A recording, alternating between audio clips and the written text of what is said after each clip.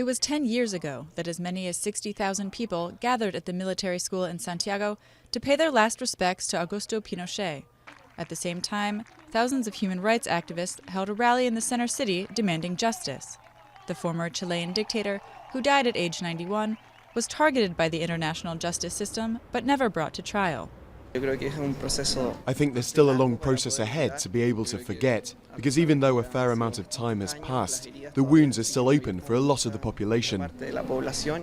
After carrying out a US-backed military coup that ended in the death of leftist President Salvador Allende, Pinochet led a ferocious repression against suspected communists that killed more than 3,000 people.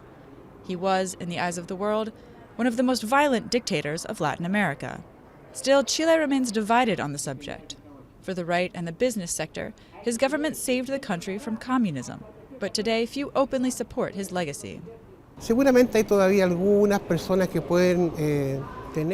There must certainly be some people who still agree with what he did, who are nationalist or very authoritarian or fascist, but the majority of the country understands that what he represents is the denial of democracy and the violation of human rights.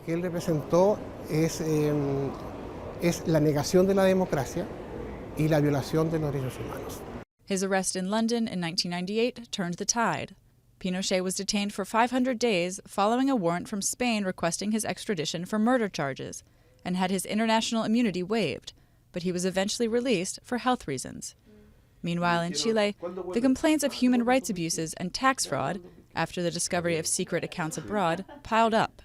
Pinochet is very difficult to defend internationally, and the world has already judged him. This opinion was made in '73, but I'd say it was affirmed with his arrest in 1998, and in the way he returned to Chile.